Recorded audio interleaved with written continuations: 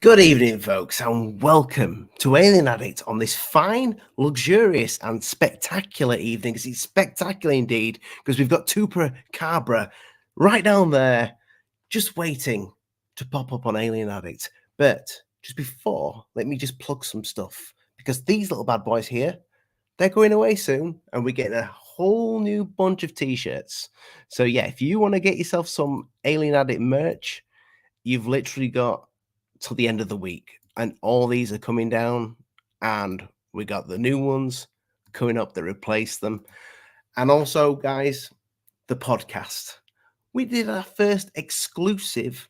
Was it, guys? Was it an exclusive? It wasn't exclusive to podcasts. It was a podcast, wasn't it, boys? It's just an audio show, Ollie. You could have just said audio show. I mean, you've made this whole thing weird right now. Yeah. Not weird. We haven't even started the show. No. We've just got a podcast, Ollie. You want me to make it like weird? Like everybody else in the street, we've got a podcast. And you're the leader of this. Okay. Yeah, go check out podcast. We talked about Kate Middleton's possibly AI video, which is looking more and more weird, isn't it? It's looking a little strange. But yeah, no, go check out Alien Addict. If you did listen to us on Spotify already, and you've noticed there was no podcast coming up on your app, then refresh it and research for it, because we changed hosts and that kind of messed the Spotify link up. Yep. It did mess everything up. Without further ado, let's bring the man himself up. TUPACABRA, Sam, welcome to our Alien Addict, mate. Dude, thanks for having me, guys. This is awesome. This has been a long time coming. I think so. Yeah. When you guys invited me on, I've been hyped since then. So I don't know why we've not had you on earlier, if I'm honest with you. Like here we are now. We are. I've seen you a lot on Twitter over the past year. Yeah, when I really started to see it. And I stay pretty active on Twitter. Sure. Yeah. But then seeing you actually present, it's great, mate. And I'm not just blowing smoke up your ass there. It's really good. I think Skyfire News, what you guys have put together there as a show, I'll be honest, we're going to steal some stuff from you. Dude, feel free. Because I'm inspired by your guys' intro music and the whole thing. That's a vibe, dude. I love that. Well, Lee chose the music.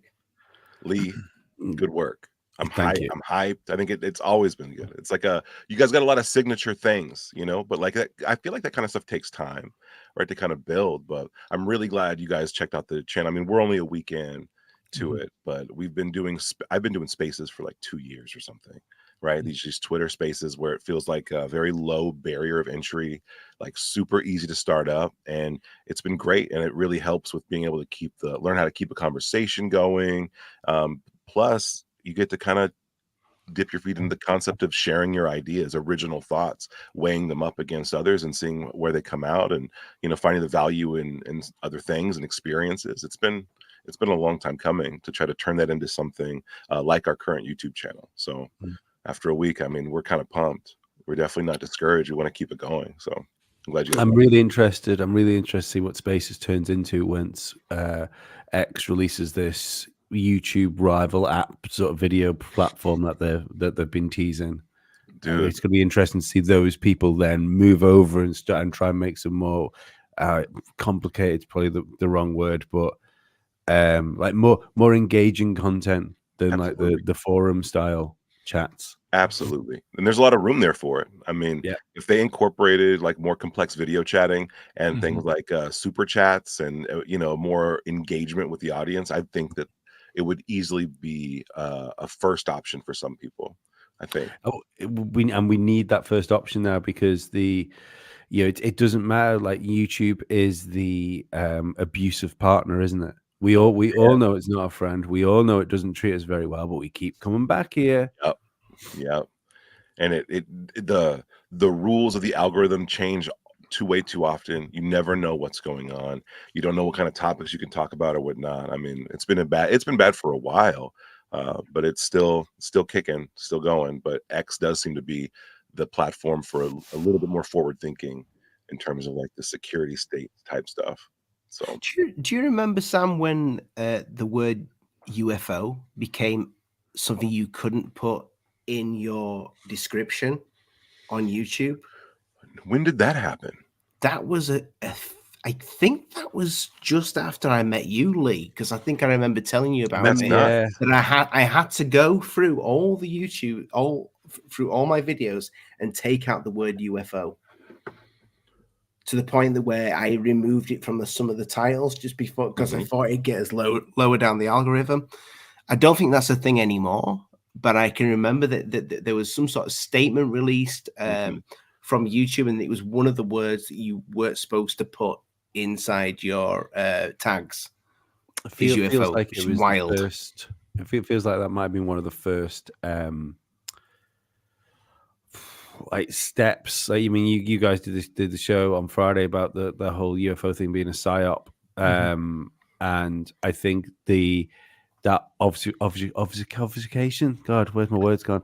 Of language of making people change the UFO to UAP was that was necessary to mess things up a little bit. And then it's not even just the abbreviation they changed. They would then change the meaning of the abbreviation, so it would go from like unidentified aerial phenomena to unique aerial phenomena, and then there was a couple of different things, and I think that was on purpose as well to confuse people. Couldn't agree more. So Sam, since you've obviously, like you just said, been on Twitter and following UFOs and whatnot for a while, and when we're talking about the change in control and language, and before the show we were kind of bouncing around some ideas, obviously in private, but about how the government intelligence agencies do that. Do you see that playing out often from these different players that you're like, this is weird that they're getting the attention, it's weird that they get the push, and the language that they use is so specific, and you see these waves of language? And I mean, I understand why they're pushing the language and they're controlling the language, because if you control the language, you control the narrative, you control culture. But have you seen that increase or decrease? Increase. I've seen it increase. It feels like it feels like getting ready for something. Like there must be like new things coming out. There must be a need to increase the control of language, and also to cloud like the people who hold culture, right? To like find a way to distract them from creating culture, meaningful movements, meaningful like not just conversations, but cultural conversations, kind of things that happen between groups over long periods of time that have a net result, whether it be new products, new ideas, new art, new whatever, right? But clearly we need to create new concepts to understand what's happening here. We haven't been given the tools to do it. So like you see this, like you said, like language, you see what I would call media assets put in place. I've seen what seems like over the past couple of years, definitely over the past year, media assets put in place, like, and then elevated to be like the spokespeople for this new whatever is coming out, whatever thing. And then what I watched was to see it happen, right? Like if there are media assets in place, shouldn't there be a pattern, or shouldn't we be able to predict as things come out? And it's like, yeah, you can predict it. You can see the same kind of media assets kind of like dropping a big story, and then that language is echoed. And so it just really seems like there's a heightened sense of control over that. What do you think the next change is? What do you think they're prepping us all for? Well, we have a lot of people in high authority, positions for the narrative, right? Who are introducing what seemed to be the groundwork or the first layer of kind of, I don't want to say spiritual, right? But I mean like historical, kind of like where do humans come from kind of things are being introduced into this topic. And typically that was saved for ancient aliens or for these like, maybe fringe ideas on a fringe idea. But now it's being introduced as like a mainstream thing by a lot of the narrative people. I mean, Lou Elizondo, one of the first things I ever heard from him was his like soliloquy or whatever, where he talks about like, what if everything you knew was wrong? What if everything where we came from was wrong? And he got into areas in there and in his like subsequent like, you know, appearances that were very much, what are the origins of man? You know, like, what are we container type questions? You know, like, do we have souls? Like, you know, those are really big questions that I didn't anticipate. The people who were, you know, kind of telling us how and what to think about this topic, I didn't anticipate them introducing right away. Kind of the stuff you would see in a secret society, like kind of conversation, Yeah. right? But now it's out. From Gary Nolan's performance, or not performance, but his talk at the SALT conference, to a lot of these, you know, guys, what they talk about. And they always now are introducing, you know, where did man come from, that kind of vibe into it. So what I see coming next from a lot of these things is the adoption of, you know, Diana Pasolka's talked about this, like, where this is religious. This has religious undertones and overtones. It's almost like unapologetically religious now. And when you look at how religions start, and you look at like what kinds of things are in place to create a really structured organization with a solid belief system, you do have those elements baked into the UFO community. And it seems like those are being exaggerated more so now than before, let's say before 2018. Any ideas why you think why? There must be is kind of a strong word. It seems like there could, I predict that there's probably going to be a show of not a force, but like, you know, here we are type thing, or an event where the presence of these things is undeniable, and it will create kind of a shakeup, and then people will need things to figure out, what is this? Why did this happen? Why is it happening this way? And why are these aliens? What are they? And I feel like they're casting a wide net. A lot of the people building like UAP disclosure movement, the UAP activism, they're casting a really wide net in secret, right? Like, they don't want to talk about it overtly, but they want to talk about it like within code a little bit, about how holistic the UFO topic is when it comes down to people.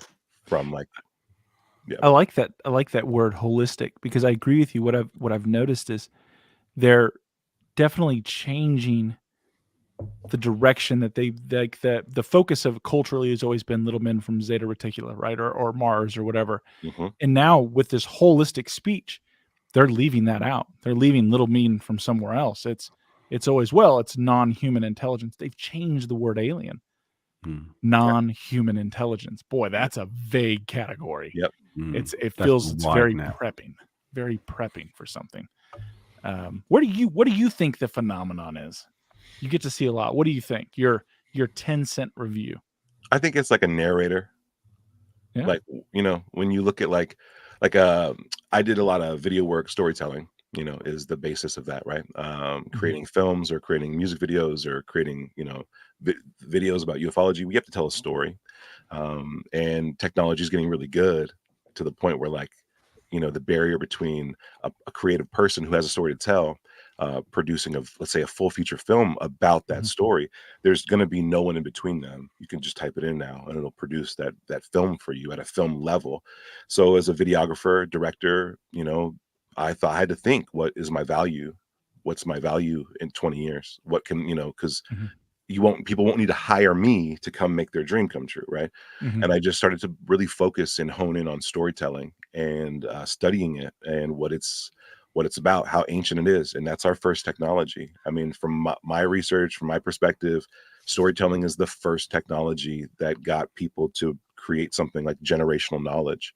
It's how we pass down information, so that way, like, we can give a kid, you know, around a campfire, like, is all the lessons about the seasons, about what to hunt, about how to live together in complex groups. These were condensed into stories, and those stories are what allowed people to pass it down and go on. And that's why we have all these myths and stuff now. So, like, when I look at what we're doing here, like, you know, it's somebody's story to tell. When we look at like film and movies, and even shows and paintings and photography, like, these are all stories, right? We're just trying to recreate it. And it gets really into like the dream language. Like, why do we dream, and why do films feel like dreams? You know, like, so even down to our core, we're kind of living stories out in our sleep. involuntarily.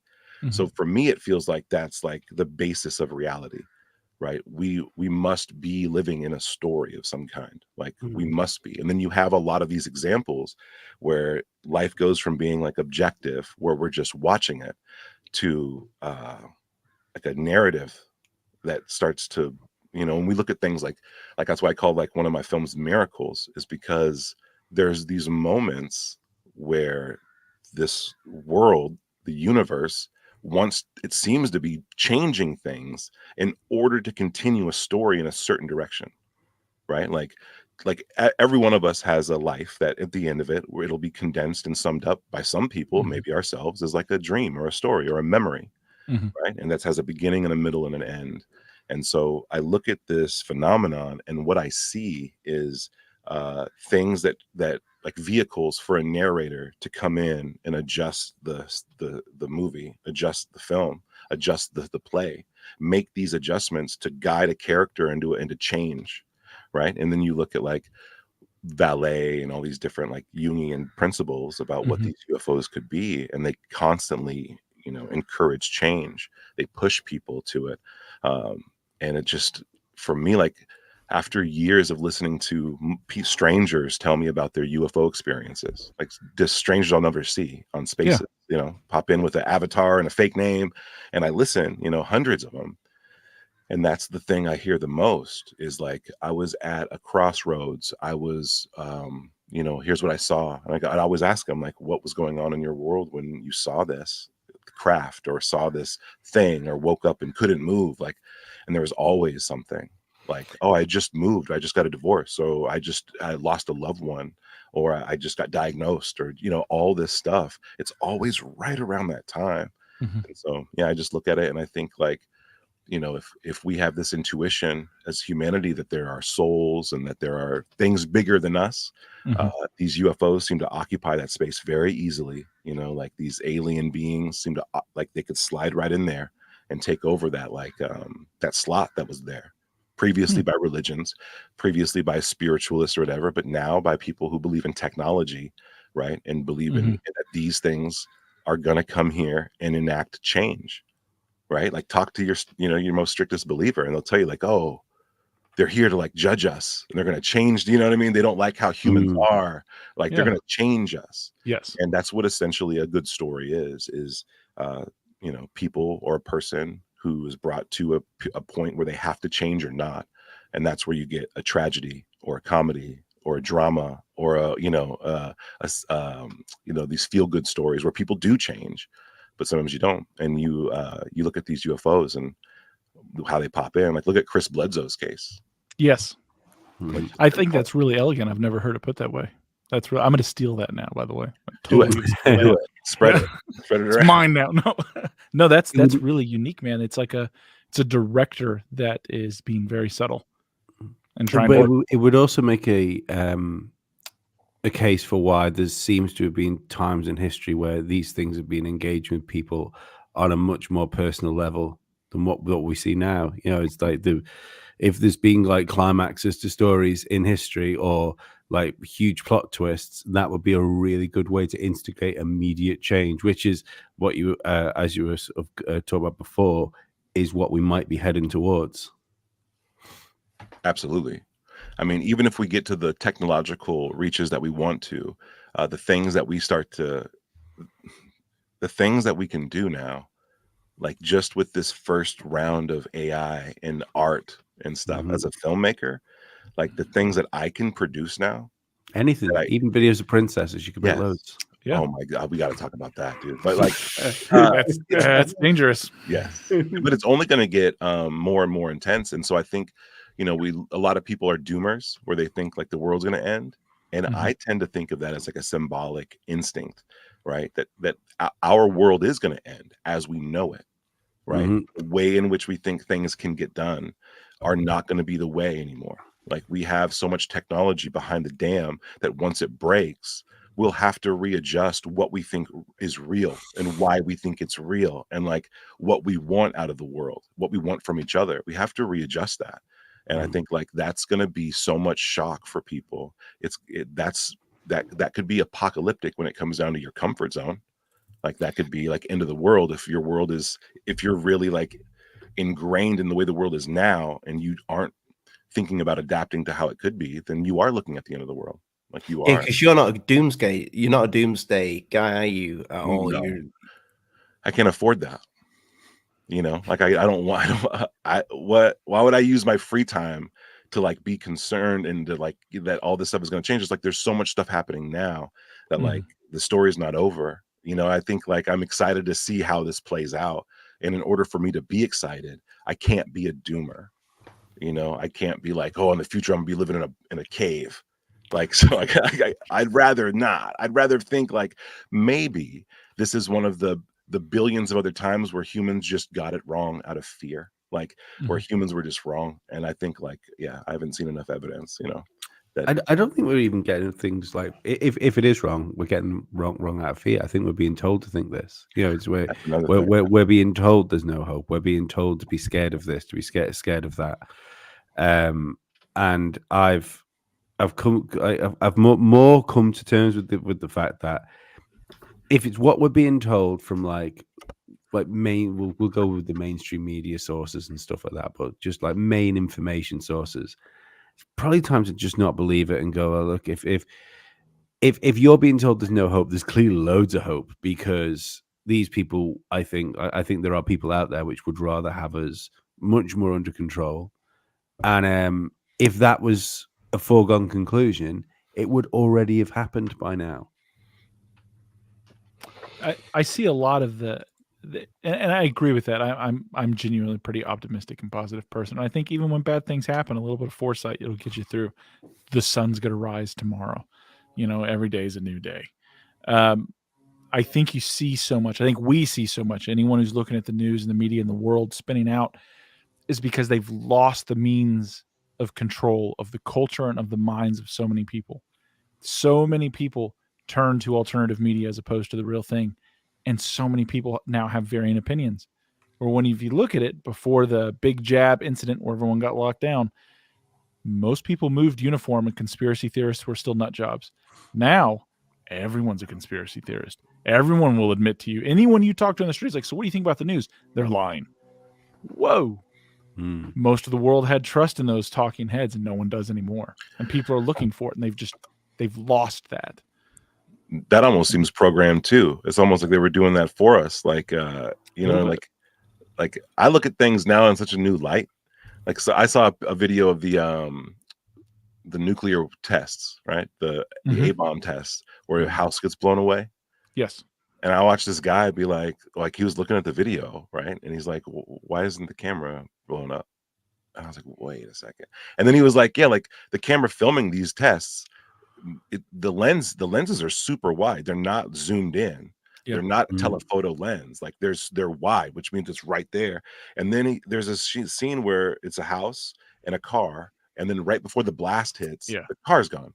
Yeah, and it looks like a miniature, right? So like we couldn't have picked up on these nuances because that was all we knew. But now that we're saturated with more content, with more ability, more perspective, we can look back on some of these things and go, no, that was kind of like really weird. That was really bad. Like, I had this conversation with somebody else, and they said, no, but like the camera was encased in this thing. It was like 16-foot thick concrete that it was encased in. I was like, yeah. Are you aware of what a nuclear explosion is?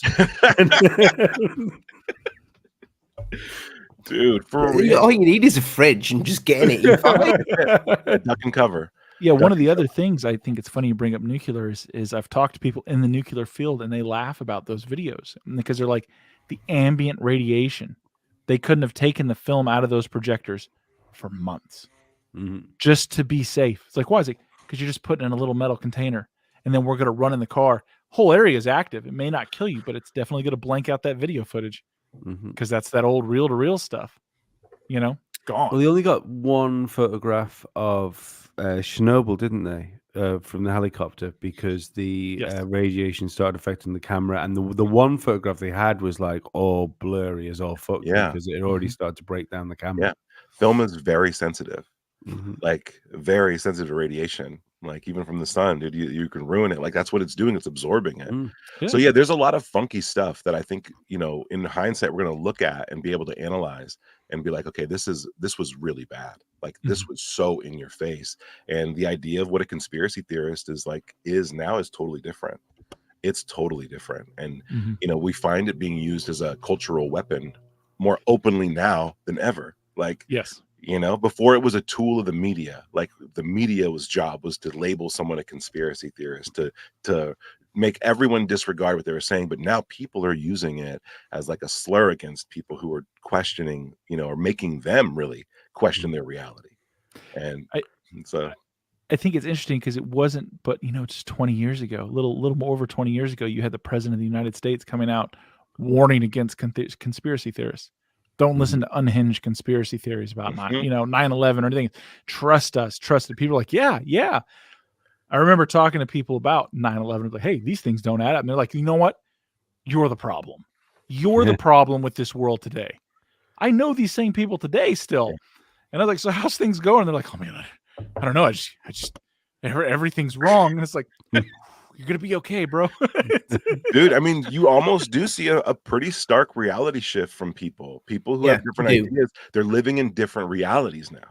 Yeah. And they're almost encouraged to, right? We're supposed to encourage it and allow it. They're like, we don't have to have a base reality anymore. Everyone can live in their own manicured thing where the world looks like their social media feed and only that, and not what they don't want to see.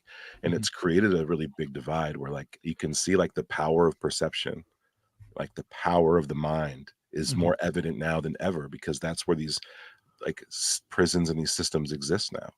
Right? They can get in there. Do you think that's like a primer for the transhumanist type thing?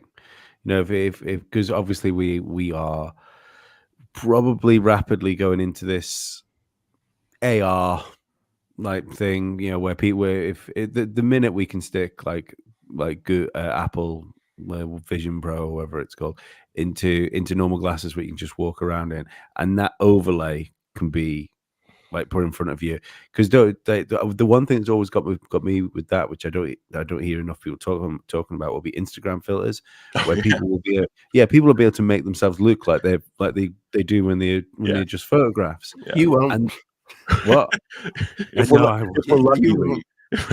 lucky, we can pull out. Because as we get older, do we want that?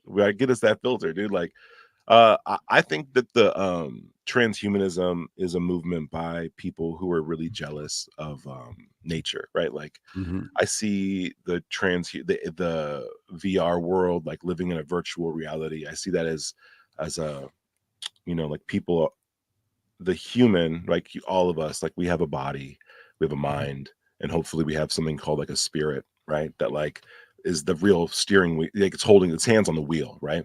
We hope that. And a lot of people consider people to be a three-parter, right? Astral, etheric, physical. I mean, they give it names all the time, but it's always divided into this three-part. And I think we feel that intuitively. And something about the virtual reality world to me seems like a way to kind of sideline and control the intellect of a person. Like the mind, it's so much a private freedom that no one can take.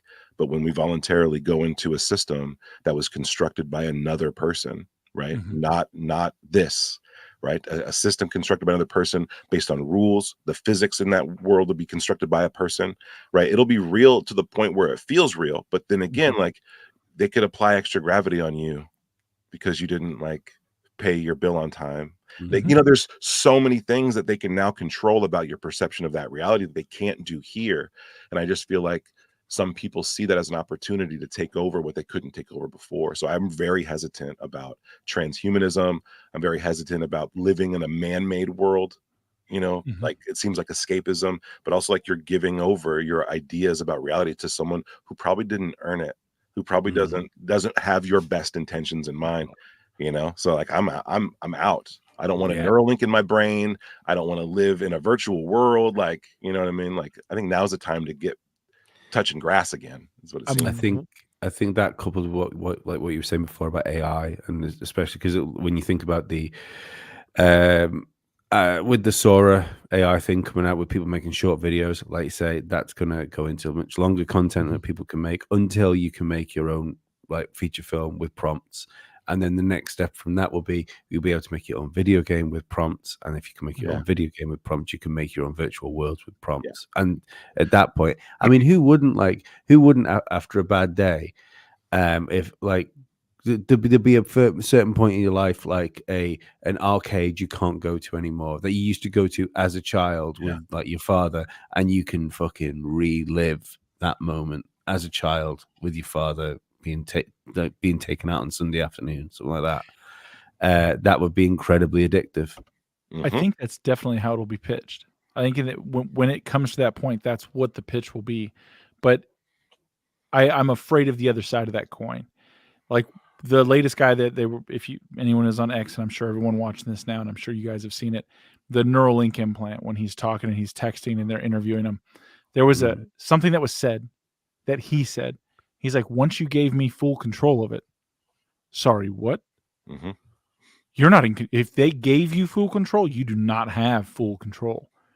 At any point, they control everything. Now, I'm not knocking it. I think it's great. I think what it can do for people with injuries and blind and the water, like, oh, it's fantastic. If you need it, that's great. But let's not take away from the fact, once they give you full control, they give you full control. Don't give that up.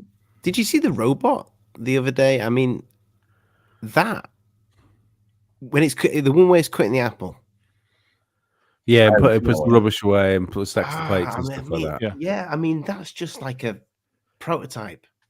That's going to be in somebody's kitchen. It already is. Like that I guarantee that is not the latest thing that is on the market. That's just the latest thing they're going to show you. Did you guys see Elon Musk tweet like a couple of years ago? One of those new Boston Dynamic videos came out where the robots were dancing, right? And it's cool. And then Elon Musk tweeted, in a couple of years, these things will be moving across the battlefield so fast you'd have to have a strobe light to see them. Yes. Yeah, I remember seeing that tweet. Think about that. They'll be able to hit targets from the horizon line. See, run the calculations in real time. They'll be moving so fast. Yeah. My fucking tinfoil hat goes on every time I see those Boston Dynamic robot things, because I know that you've got that those special effects guys that make the the fake ones that are on YouTube. Like the one where like it attacks the guy that's hitting it with the hockey stick. Yes, you're on about the same ones that did the Ashton debunk. Was it them? I've no idea. It was them. Corridor Crew. Yeah, it's hilarious. It's a hilarious video. It's great.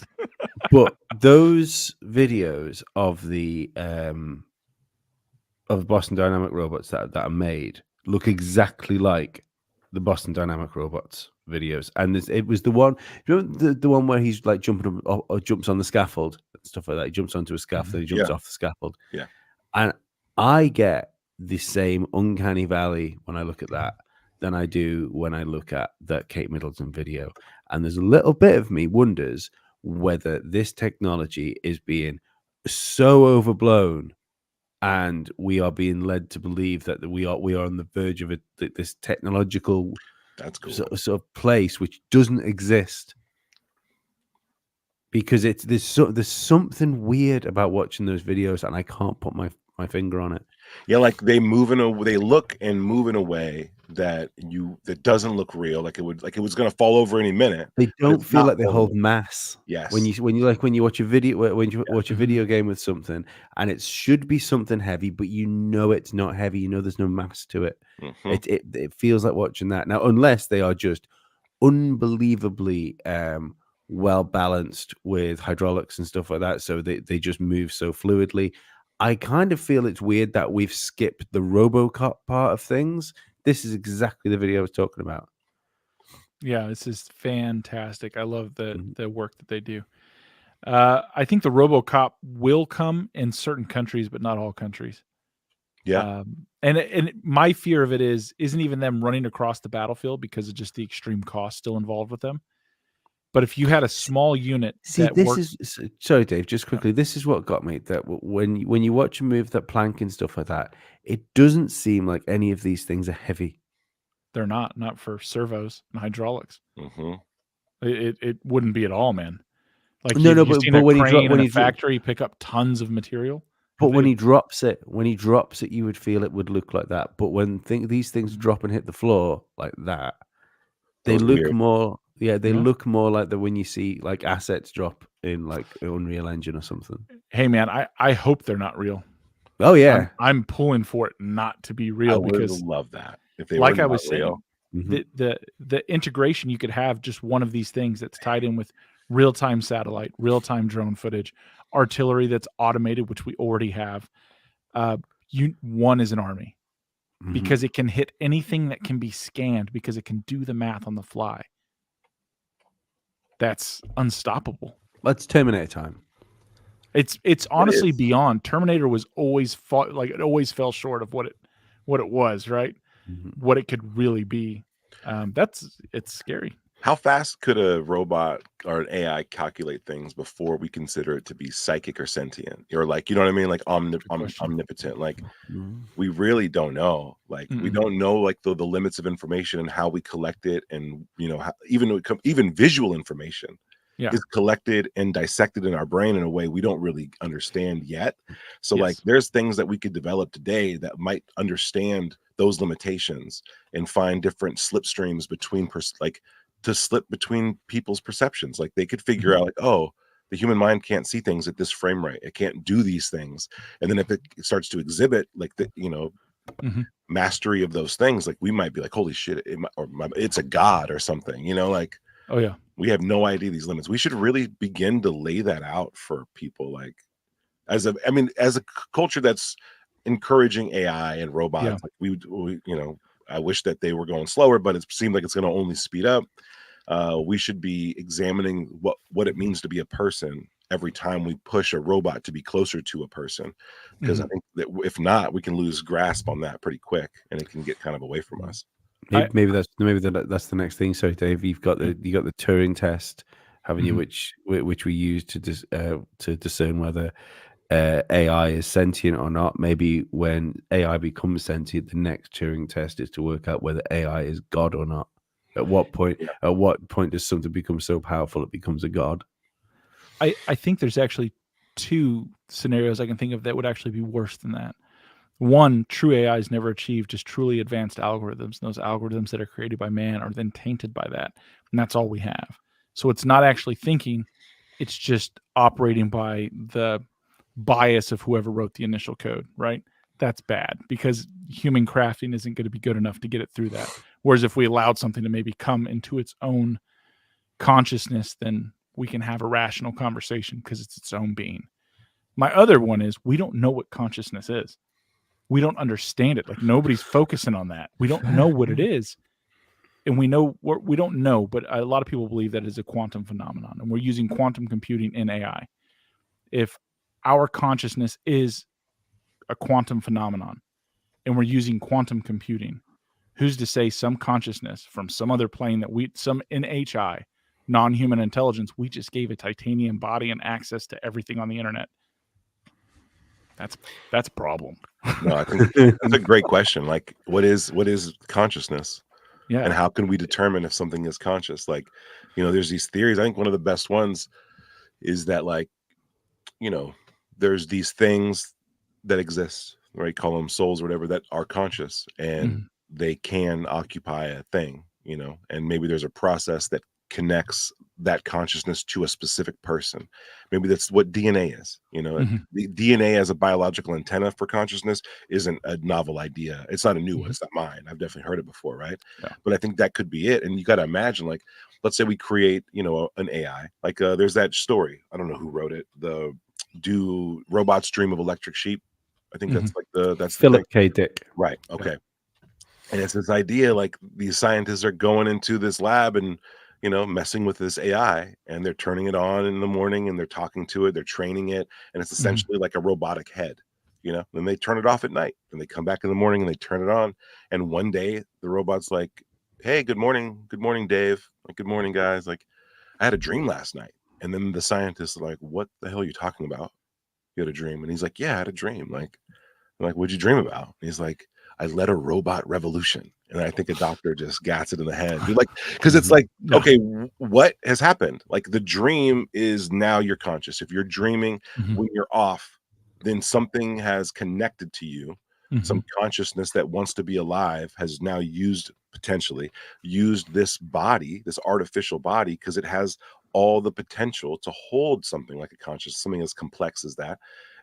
I think the question is, can we build the housing for a consciousness to decide to occupy, or force it to occupy it, so that when you turn it on or when it's active, it's alive, truly alive, allowed to make its own decisions. And like, what does that mean?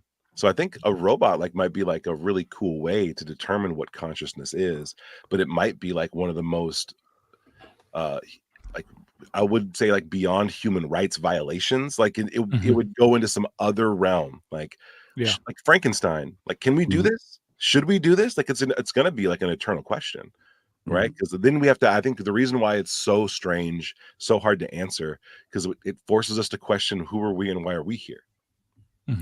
Sam, what are your thoughts on the Tic-Tac UFO? Do you think that's AI driven? Like that could be something that that more likely something that we've got, or do you think that it could be alien?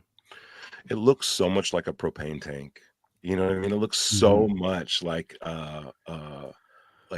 it's non-aesthetic.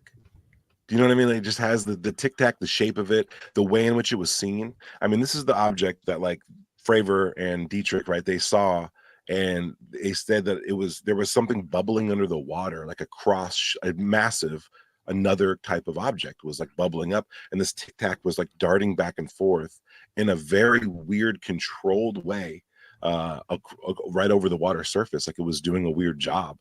And I think AI would make a lot of sense for something like that. I think like non-aesthetic, that would be like the most efficient as possible design. No stickers, no frill, no like speed lines. It's just, that's what it is. And it seemed to be doing a job, but out in the ocean. So yeah, like AI controlled for sure, AI design maybe. You know, Pasulka and a lot of other people are really focused on AI now, who were focused on religion and stuff before. And I think that some of the vibe I get about these people talking about AI now is that they figured out that through the development of AI, that they recognize what we were seeing before looks just like it. Like it looks just like it. Like it looks like something that could have been made a long time ago with AI, or a holdout, or maybe our technology goes farther in the future than we know, and decides to come back and do shit like, or study us or something. So I think like it does look like maybe they used artificial intelligence on that one, and or could have, because it's so weird and kind of like strange but simple and not pretty, that like, yeah, I question, like, could we be looking at an AI that is like, well, since we developed it now, right? Not true AI, but since we're looking at what it can do, we're able to study a little bit more. How locked into this reality is it? Are we aware? Could it be doing a ton of stuff in the background where where it's like really messing with us without us knowing it, with full manipulation of our reality and not knowing? And it just seems like that cat is out of the bag vibe is what I get from when Pasulka talks about it, or some of these other like pretty high up UFO people like talk about the AI element, that it could already be underway and we could be looking at it. And the Tic-Tac does have that vibe for me. Which would explain now with the whole backtracking that Arrow's done, Kirkpatrick. It seems like now they've realized, shit, we're gonna have to do something here because people are onto this. People are starting to work this shit out. Yeah. That's all I can think about. That the reason why they're doing it now is because it felt like they wanted something out for quite some time, from 2017, and now it feels like they definitely want to put it back in the tube, but they can't. Now that's interesting. If you listen to Kirkpatrick and like what he said, I really think there's reason to believe that it could be exactly what you're talking about, Ollie, but also like something could have happened where maybe these guys were like, there was an overselling of a specific narrative and an under-delivering of it. And that's kind of also these moments that we're seeing now. Like, the 2017 article even is now in question on how accurate that article was, and like what was it pushing, and the delivery on a lot of these things. It's very reminiscent of like almost like To the Stars Academy, right? Where there's an over promising and an under delivering at the end, and it causes people to be like, okay, what's happening? And I feel like there's reason to be suspect of like the Arrow report. Quick question: what'd you guys think of the Arrow report? It was exactly what I thought it was going to be. It was Blue Book 2.0 or 3.0. But there's a little bit of me wonders whether this sort of change of the narrative of like disclosure is to make a false enemy, to make people push for it. Because if you can create deception now, like the people we were talking about before, which are really treating like this like a religion and want to get the, like you say, where they've literally got the placards out now. You've given those people something to fight for, and I think they're going to be given what they're fighting for. But I think that's the end goal, is to make people that invested that they will call for something. I think it's a manipulation. I think the entire thing was crafted to be divisive and to stir people up. I think that's the sole purpose of what it was crafted for. It wasn't for information. It's like any news headline you read anywhere. That report was to split up the conspiracy theorists and break them on things that they hold dear. I think they even took the time to research what people think and what they don't think. And we can put this out there and we can piss these people off. We can make these people happy. We can put them at each other, and they will stop asking questions because they'll be too busy arguing with each other over these little things. That's what I think it was for. Which is exactly what's going on. Yeah, I think that's a good assessment, right? Like, it's definitely stirred the pot a lot, right? Because it kind of slaps. It's in the face, right, of the momentum that they were trying to build since 2017. In fact, it like calls out some of those players as like peddlers of a narrative, specific. It's very interesting how it draws these lines pretty quick, like hard in the same. Very specific. It names. Why would you do that? Because I want to get everyone that was on Team A and Team B. I think this report was ready to go 7 years ago. Yeah, like it does. Like it just grabs some. It's just collection of the way the prescribed narrative of how it was supposed to be looked at in the first place. Yeah. That is the summary of the script that they have been following and pushing through their different pockets. And then we can disavow, discredit, break apart, shatter believers who have all rallied to this team. And now no one's asking big questions. And we can do things like disappear a princess. Yeah. Sorry, Ollie, go. I was just going to say the UFO field doesn't need a Philip class anymore. It's got everybody doing that job or trying to do that job. Yeah. See, that's where I find interesting. I'm not by any means suggesting he's like part of some sort of agenda or something like that. But now you've got like Keemstar getting involved in the UFO stuff. So you've got like a genuine social media influencer that's been doing this for a long time. You had Logan Paul not so long ago saying that he'd spoke to the guy with that. I had a copy of that video of the UFO, which that story just seemed to evaporate as well. Yes. That's wild how that story just disappeared like that. And I think that's, for me, I think that's the next step for this subject, is to go into the sort of hands of like influencers, because that kind of pushes it past the I haven't got anything that's less disrespectful for some of the people that speak about UFOs, but the virgins that are in the basements. It pushes it past those people. And I think it needs to get past those people, because then more people will listen to people talk about it. I agree 100%. Like there needs to be this narrative has to escape the basement, Right? It has to escape the X-Files. It has to And escape virgins. Don't shade. forget, it has to escape the virgins Yes. and the basements. Yes, the virgins and the basements. Like it has to. And I think the finding the cultural significance of it is like super key in that. Right? And like, yeah.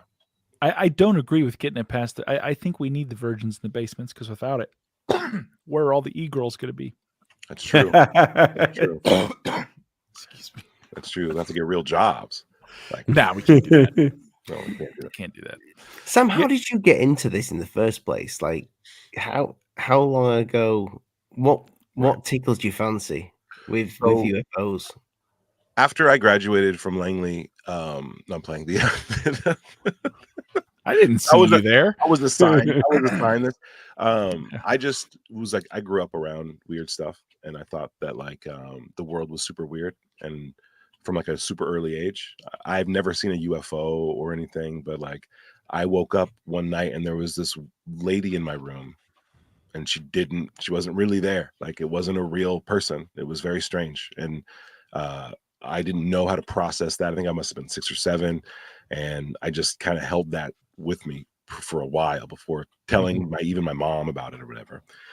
Then when I did, it was like she was like confirmed it. She's like, I saw stuff in that house all the time, like all the time. I wish you would have told me. And that made me feel like, okay, I can be a little bit more open about this. I can like accept that as something that happened. And then you think back, I thought back and I remembered like I have a classmate who was on the show Sightings. Loved Sightings, man. Yeah. So like after I had my experience, I was very guarded about it, and my living was weird. Like being in that house where there was always a dark corner or a plate, you know what I mean? I was scared all the time in the house, like because I thought that at any given time something could appear that didn't belong there and something could freak me out. Like, so I was always on edge. And then I would watch these shows at night because it was the only thing that would talk about it. And I wasn't being open with my family. Like, hey, I saw that. Like, I just wanted to kind of keep it and be like, I'm watching this to be entertained, but it would terrify me every time. I still remember how scared I was of the intro to the first episode of X-Files. Because it was just a montage of all the stuff that I had seen on Sightings and all this other stuff. I was like, but I still watched it. I'm like I gotta see. But I was watching Sightings one night, and my classmate appeared on it, and I was in 2nd grade, and she was just in it, and her mom was the PTA, mom. So like she knew my mom very well. I saw her around the school every day. Her dad was the cop who taught us DARE from classroom to classroom. So like I knew her family. It wasn't just like a rando. Like it was, she's in my class, and she's just on television, and it blew my mind. This is before the internet where we can just stream ourselves any day we wanted to, right? So like it blew my mind. And then she went on to tell her story, which was her mom backed it all up. There was this floating, glowing woman in her house. She drew it, looked just like the chick I saw, but hers was accompanied by a very shadowy figure that was creeping behind. And those drawings that were included in the sighting segment scared the crap out of me, dude. Like it was just a shadowy guy creeping behind a door corner. So that I wanted to talk to her about it, and then she was a very shy person and like didn't want to talk about it at all. 2nd grade, I thought I was gonna walk into class and there's gonna be a crowd around her, like, oh, tell me about the thing. And I walk into class and no one else apparently was allowed to watch Sightings at 10 p.m. at their, in 2nd grade. So no one was talking to her. So I walk up and I'm like, tell me about this thing. And she zipped it, didn't talk about it ever. And that Sightings episode is up. I like put it, I think I put a small segment of it in my recent like film or whatever, but that got me started into thinking something was off, like something else is going on. And that was early on. So then from there, you go in the library, you find a book on UFOs, and you're watching a show about it, ghosts pop up on TV or whatever, aliens pop up. It just bled right into it. So always fascinated with like cryptids and UFOs, and it just was part of what I liked from super early. And then like I never thought about it as anything that I could do for fun. I never wanted to go be a ghost hunter. I never wanted to go in the woods and hunt Sasquatch. I never wanted to aim a camera at the sky and catch something. I never like tried CE5. Like I just didn't think anything of it. And then in terms of outside my own personal likes and my own personal conversations with my friends, you know what I mean, where I'm talking the ear off about this stuff. And then I saw Red Panda Koala's videos online, and those blew my mind. Like, I couldn't believe that someone was making content like that, comprehensive and like full informative and not really judgmental, but and also not really like, oh, this is you know, like not hyping up the scare. You know what I mean? There's a lot of YouTube channels out there that are like, look at this video, tune in next week. But his were just like, this is this topic, this is this subject.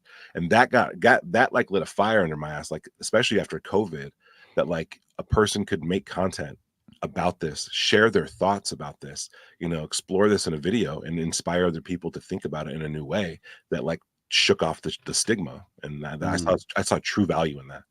And that's when I was like, okay, I want to get into this as like a content creator, as something, because there's like value here and like helping people articulate this and then doing that in a public forum. Like there's something to it, because it's such a fringe topic. Like at some point, even the X-Files theme became offensive to me. You know what I mean? If you hear it in the wrong context, it's like an insult, like, you know, a way to dismiss like a very serious topic. But you know, there's just there's so much room and so much need for people to be making this stuff, having these conversations like this, creating platforms where we can talk about this fringe thing, because otherwise we have a bunch of guys in suits who don't care about us are going to articulate this for us, and that's not going to be good. They do not care about us. Like, our best chance is to get this in the hands of the artists, of the people who care, and then watch what they do with it. And every time they create a culture. They change the culture we're in, and they allow a new topic to be digested by the masses through art and through conversations like this. So that's the motivation to talk about it. But the motivation for me to be interested is that I had an experience early on. It's crazy that you had an experience seeing a lady, because that happened to me when I was little. Yeah, my mum used to tell me about it. I think I was younger. I must have been about 4 or 5. I cannot remember it at all. But my mum used to tell me, I used to come in the room and say I'd seen a white lady at the bottom of the bed. And she just said, "What does she do?" And I just said, "She smiles." And then one night, my mum saw her. No way. Yeah, well, the night she saw her, she had a miscarriage. No way. Yeah, so I'm anybody who sees ladies at the bottom of the bed as a child, I'm like, that really rings true to me. It's yes. I can't remember it though. I have no confirmation from your mom too is huge. Yeah. I have no memory of this though. At all. See, nowadays, if you said you saw a white lady at the bottom of your bed and your mum said, "What did she do?" You go, "I don't know. She protests a lot." She says we're not feeding our cat the correct food, and she's been in the yard all week. She's out there with a picket sign right now. Oh, yes. Okay, but that's another archetypal lady. Like, Ollie, what do you think this is about? Like, I read about another lady, Edgar Casey. I was reading a biography of Edgar Casey, and he has a similar, not story as being visited kind of at the foot of the bed, but being approached by a lady. And the lady had a specific message, you know what I mean? I was like, oh, that's interesting. And then I found out about Chris Bledsoe's case, and, you know, I was like, oh, another lady, like, what's the significance here? And I remember I asked Dana Pasolka, like, what is this about? Like, what is this about? Like, why was my experience like this too? Like, why do so many people have this experience? What's this lady doing? Like, is it a time traveler? Like, is it the same lady, or is it like an archetypal vision? I love this question. You know, she never gave me an answer, by the way. Like, I took a lot of her classes about some of this stuff, and it was like clear that it's like a rainbow. You're never really going to get to it. You know, it's just like a guide. Like, you can follow it if you want to, but the optical illusion is such that like the physicality is not really there. It's something else. Like, in my experience, I feel like if there was a camera in the room, it would not have captured that. Like, what I was seeing was so much a part of my consciousness. It was not, you know, It's a different type of vision. And that's another thing you have to make sense of, is if everyone's seeing this lady, then why is there no video proof of it? And it's like, I think it's a different type of thing. It's a different type of vision. That could be the same with UFOs. Yes. You know, the real ones. Yes, I agree. And so does people like Gary Nolan, you know, like these scientists who are deep in it. What was the it escapes me at this moment. There was a documentary-ish thing. Travis Taylor was briefly in it. A few of the other people were with the mobile. It was off the Catalina Islands. They were filming the night sky. And they had that mobile tear in the sky. I think so, yeah. Okay. And they film an object and they have multiple cameras, multiple different spectrums. One picks it up, the others don't. That is an incredible, like that to me is people's like, well, you know, it's no light. You can see it physically. This camera can see it, but the other ones can't because they're operating on a different hertz or frequency. I don't know. I'm not that guy.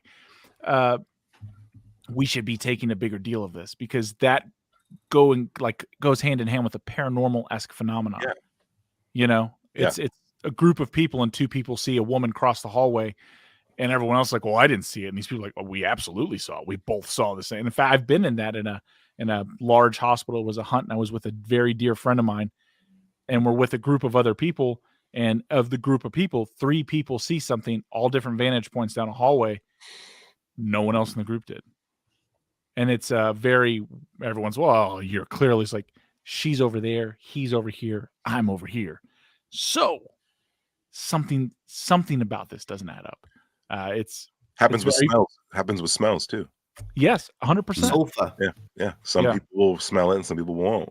I think Jesse Michaels, I don't want to misquote, but I think I heard he either in the Spaces or in an interview with Pasolka, he talked about this, how he went to Skinwalker Ranch and there was this weird phenomenon where he was smelling sulfur and no one was. And it happened so often that one of the guides there had a sulfur air meter. It was like there's 0 in the air. And he's like, I'm still smelling it. And then he said the most interesting part about that, not to blow a spot up, but he said it. He said he went on to have the worst month of his life after that. Hitchhiker phenomenon. Yeah. Like the hitchhiker phenomenon. Which, are you familiar with Ray Hernandez? Yeah. Was featured in that book, right? Yeah. American Cosmic. He was like a little section of that. I got an opportunity to chat with him. We've also had him on the podcast. He has a very... I like how he approaches things. I genuinely do.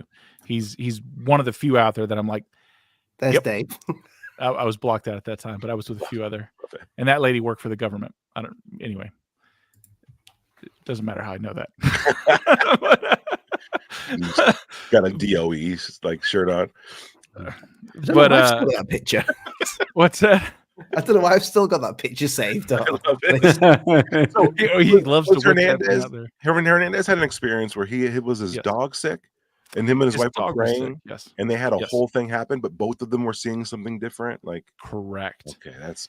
He also lays out a very interesting thing when you talk to him. He's like, you find people who have these one-off UFO or extra phenomenon experiences. They live a paranormal life. Like when you talk to them about the events that go on in their life, they live a paranormal life. Like Travis Walton was there, and Ray and Travis and I were talking, and Ray brings up, he's like, hey, do you have anything like ghostly happen? And Travis goes, yeah, all the time. Things move in my hotel room. It's like something's following me around. He's like, it's very bizarre. Always has been. He's like, at this point, I just kind of tune it out and I accept that this is like a level of pranking or something that I'm dealing with. And I asked him, well, why don't you talk to that like when you give your talks? And he's like, nobody in this room would believe that. Nobody at this convention wants to hear anything about that. Yeah. And that's the truth. Like we're so divided and we're so holding so our little wild, pickets. isn't it? Yeah. It's wild that you could turn around and say like, it's fine. I can go in and talk about my alien abduction here, but like some sort of poltergeist type activity. No, it's ridiculous. Yeah. People don't know how to connect those dots. No. And that's where like I really do feel like it forces you to figure out, like, to think a little bit deeper beyond that these things are just beings from another planet that evolved, made tech, found us, came here and started hanging out. Like those odds become so much more like smaller the more technology we develop. And then also like the engagement is so personal, right? That is like, why is why is the hitchhiker effect even happening? Like, I've done like 2 streams on my YouTube channel, and that was one of them, is what is the hitchhiker effect, right? The idea of like, because it's just such a strange concept. It's one that demands, I think, like creative thought and interest and conversations like this. Like, what is it? Why is it that that happens? And that's a huge part of why I came up with the narrator, or like the narrative, like idea, the theory, because that's the only thing that makes sense. You know, that like this thing won't just attach. It's not attaching to you. Like, you know, things happen. Like things can happen to people that like are super traumatic, you know, and you don't have control over that. But it shakes up like your reality for a moment. And in that reality shakeup, when the mind is trying to grasp for a baseline again, I feel like it's super open. And like in that grasping, it can like reach lengths and depths that it just didn't do before. Whether it be because you didn't need it to survive, right? Like as you were growing up and your mom's like changing your diaper, like you didn't, you know, like you just need enough to learn about people, to learn about this stuff, what to do. The things that keep us alive aren't necessarily the things that push us forward. And so when people experience like the shakeup or some type of event, I feel like the mind will reach for new things. Like it's readapting, and in that new stuff, like it's going to find new things, like whether it be objects we don't normally see or structures of the universe, like the narrative structure that we would normally disregard. Those things I think become a little bit more obvious. And it seems too like if you see it, it sees you. Like if you stare into the abyss, it stares back. Like, what does that mean? You know, it seems like what it means is like, if you think about it, it's now thinking about you, and you've made some connection that didn't exist before. And in that connection, now you act as a like a resource to this thing, in the same way that it's a resource to you for inspiration or whatever, or for fear. And I'm speaking of the abyss specifically here, right? Like the unknown. When you look into that, like, it seems like the unknown wants to be known, and it seems like it like is constantly asking people to figure it out. And so you engage once, whether it be on Skinwalker Ranch, or whether it be through, you know, a trauma, or through a meditative state, some flow state activity, then now you've created this thread between yourself and the universe that didn't exist before. And it's going to be like, it's almost like it's paying attention to you. It wants to help. It wants to nudge you.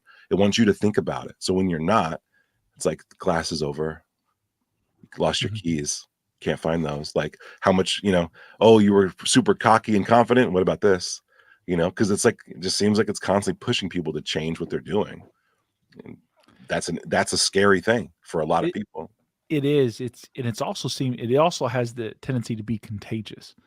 Like you have one person who experiences a hitchhiker effect, you go visit that person, and it spreads to another person. Yeah. Who spreads it to another person. It's whether it's like some weird vibration that changed your quantum antenna in your brain that this thing can temporarily latch onto until your antenna, your program recycles enough times that it kind of loses you.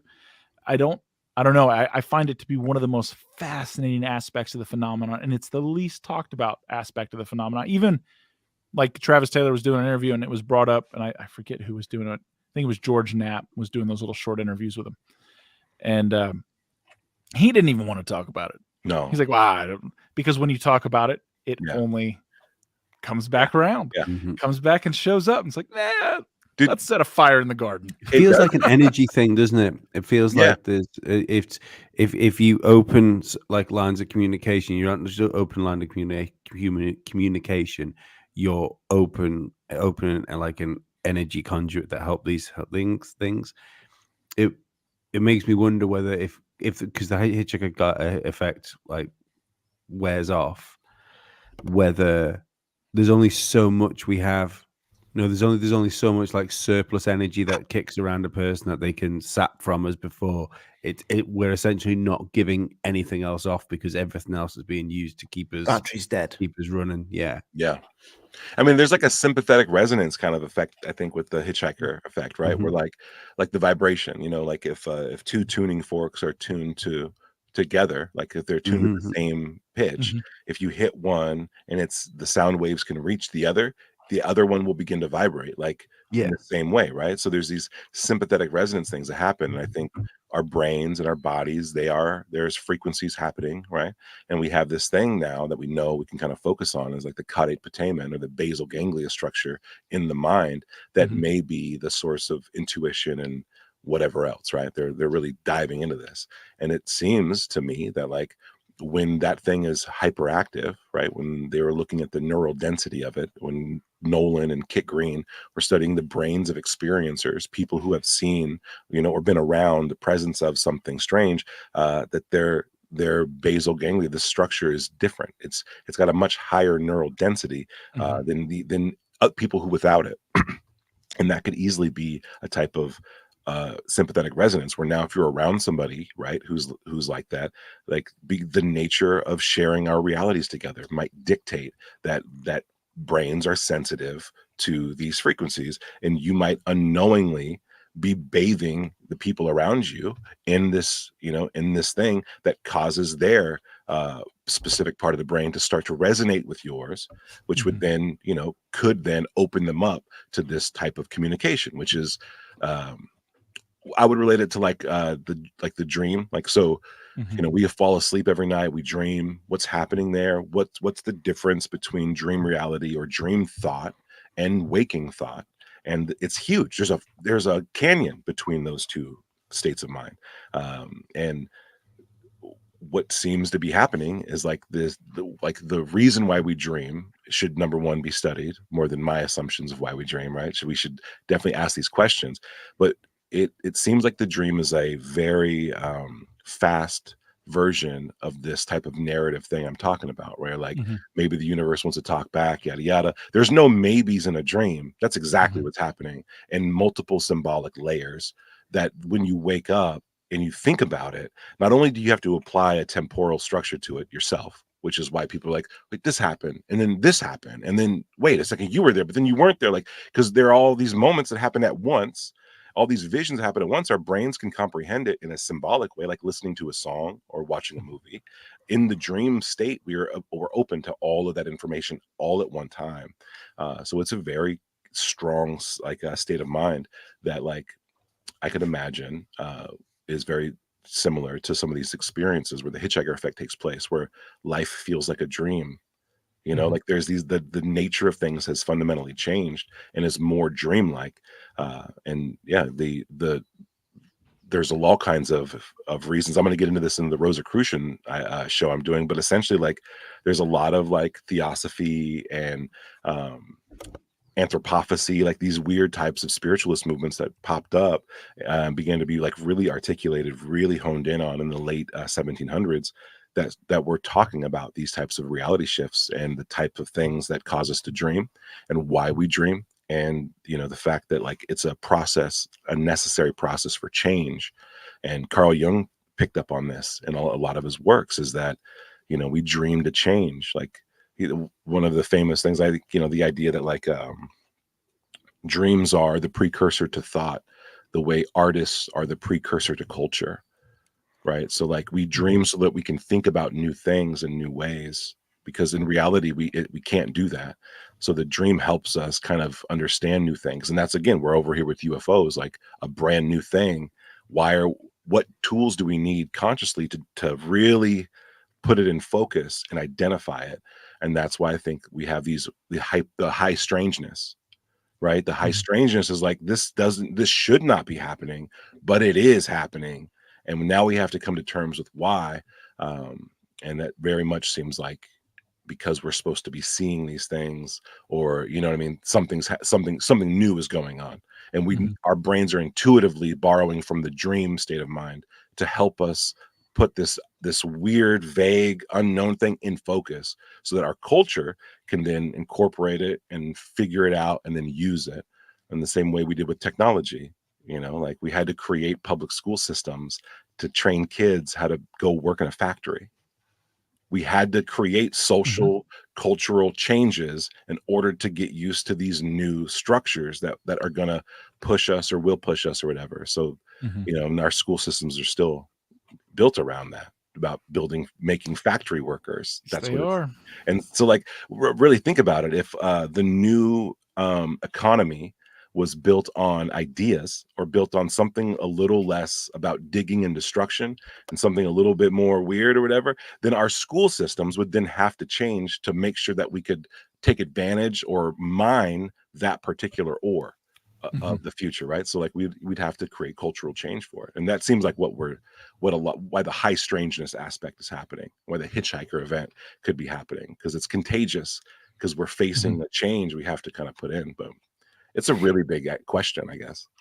It's a bizarre phenomenon, and it is a big question. It's, one of the things I thought about, it's funny you talking about like brains and the stems and how everything works. And are you familiar that I believe it's all of the DNA test things like 23andMe answers, they all got gobbled up, right? So it makes you wonder that if the powers that be have figured out that, because the phenomenon, whether it be UFO or paranormal or whatever, some people seem to just have things happen, right? For whatever reason, they see it, they have it happen.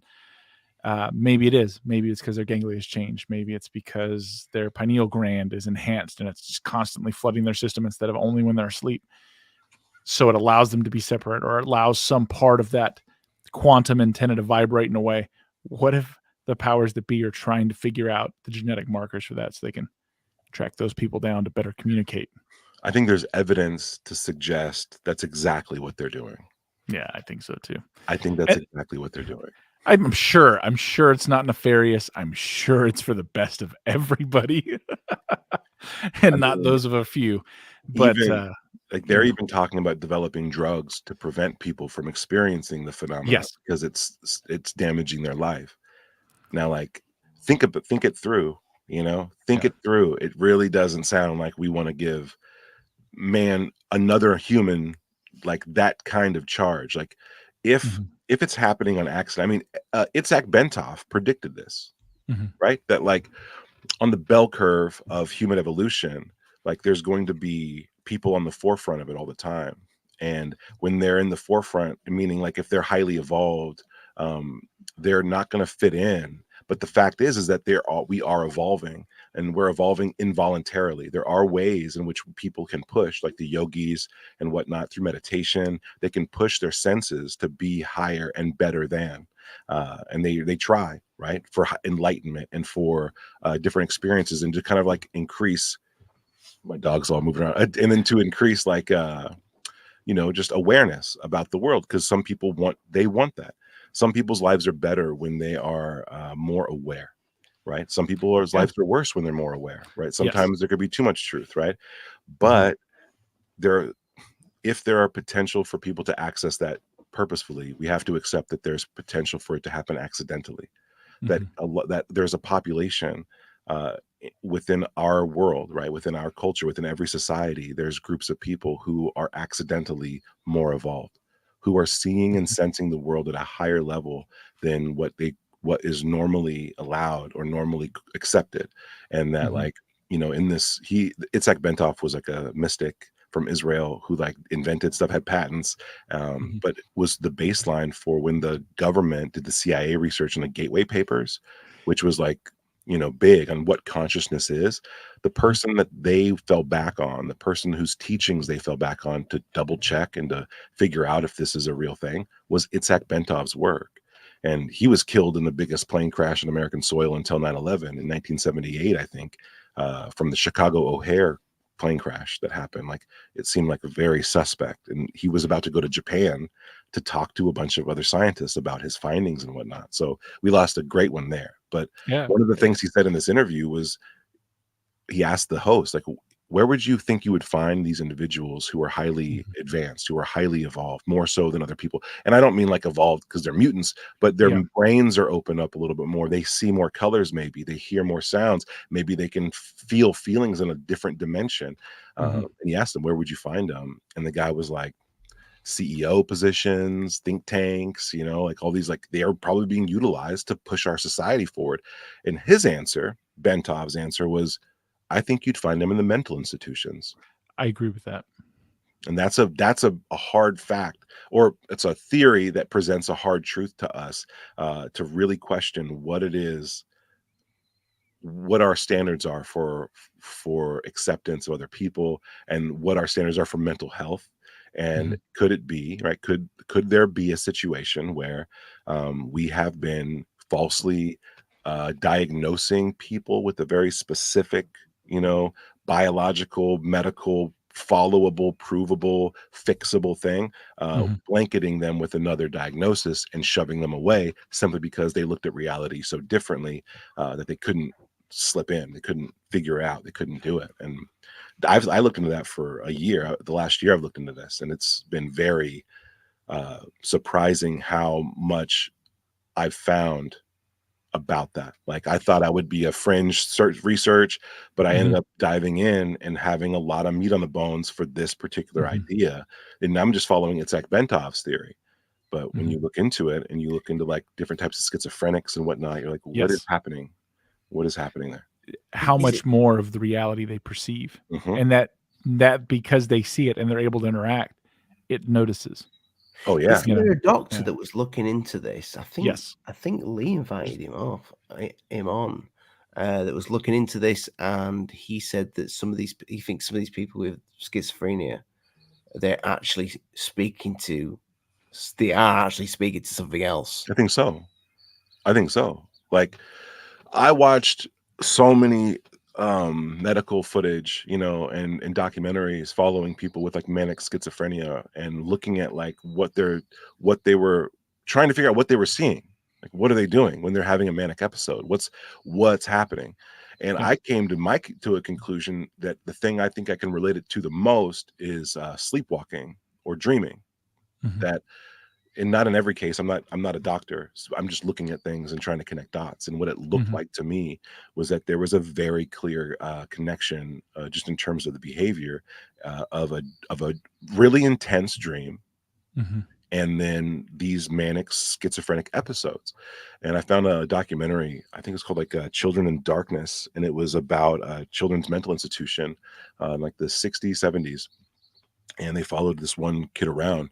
And it just, I mean, you guys might know, like, I'll just explain like what happened. Like, this kid's having a manic episode on a school bus. Like, it was bad. And he went through every single emotion that you can go through, right? And he was moving, his motor, his memory. He was like remembering things. He was like, there's a guy following us. Like, he's like looking behind. And at first it was like a little light joke. Like, there's a car behind us. Then it got really serious. And he's like, he's coming. Then he starts swinging on his classmates and his caretakers there. It's really difficult to watch, And then there's another scene where they're asking his caretaker, like, what happened? Like, what's going on, like, with this kid? And he's like, oh, this is like Michael. Like, he was doing great until about a month ago, in which it was like the middle of the night and he started screaming. And I came to his room and he said that the sun had hit him on the head. And that after that, he got really bad. And what bad means is that he doesn't know what's real and what's not real. He's yelling at things that aren't there. He's like talking about situations like in ways that are super complex, like they barely relate to reality, And so like, that's what he means by bad, that he hasn't settled back down. And like, I've talked to so many experiencers who say that they saw a sun in the middle of the night, like a plasma ball that resembled the sun, right? And that it shot a blue laser at their head, knocked them out. And here's this kid, 12, 14 years old, like, hey, this happened. And the caretaker's like, yeah, dude, this kid's tripping. Like, I don't know. Like, and when you look at it, it's like, oh my God. Like, and so I started studying more and more, like, Oliver Sacks does a lot of great work. He's like, his perspective on people with very diagnosable conditions is huge. Like, he was asked once, I don't know if you guys know who Oliver Sacks is. I do not. Okay. There's a movie called Awakenings, so Robin Williams plays a doctor, right, who cures these people who were like catatonic, frozen. And he found out that if he like bounced a ball at them, they would catch it. Or if he played music or drew a pattern on the floor, they could follow it. There was something happening where they were locked and frozen, except for in very specific moments. And he went through and found out that they must have been, they all suffered from some disease when they were kids. And it was like, okay, you're over now. You're like, the illness is gone, so you're better. And then later in life, they developed this frozen in life thing. And he figured it out. In that movie, he plays Oliver Sacks. Oliver Sacks is that doctor. He went on to write a bunch of things about hallucinations, audio hallucinations, and diagnosed a lot of people with things like blind people who could see and then suddenly go blind were hallucinating, like very similar things, and they were full on hallucinating that there were people in front of them and they looked a certain way and their teeth were big, and they thought they were nuts. And so what he was able to do was be like, oh, you're not nuts, like this is a condition. Did you see this, Sam? Oh, these guys got Greer vision. Everyone looks like Richard or Stephen Greer. Yeah, it's wild. It's crazy that, I mean, Yeah. Is this are they trolling us? I feel trolled about it 110%. Well, I don't. What if that's what these people really look like? Yeah, I think so. And someone's been able to see past their filter. I think so. I also think like how much of our vision is mental construction versus actual observation of light bouncing off a physical object. Our brain creates most of it. Yeah, our brain fills in what it expects us to see. I cannot believe, number one, this is a condition. I'm gonna do a deep dive on that. I gotta know, because they say that the condition. Yeah. I just saw the footage and I'm like, dude, this is crazy. People are seeing demons. People look like demons. Like, could you imagine? And that's what I think is a very probably the highest potential of help that this field could offer in becoming scientific is like, imagine what we could do, or how the world would change if we figured out, not us three here today, but if it was figured out, you never know, by people who are looking into this, like paranormal stuff, like actually 30% of the people we put away for having this condition actually are experiencing this new thing that we had no idea about, right? Which is a heightened state of awareness due to this, due to this specific stimuli. Like, and then you're not crazy. This is a thing. And that's a big deal. I mean, I think that's the most immediate, substantial effect that ufology could probably have on humanity today, is by taking Itzhak Bentov's studies, Kit Green, Gary Nolan's work, and applying them directly to the people who might be suffering from something. It seems rational. It makes me think that like it's a filter. That's a filter issue in the conscious, like our biological vessel, this mech suit, this incredibly advanced piece of technology we're operating and piloting, is it capable of perceiving so much that filters have to be put in place, and their filter got damaged.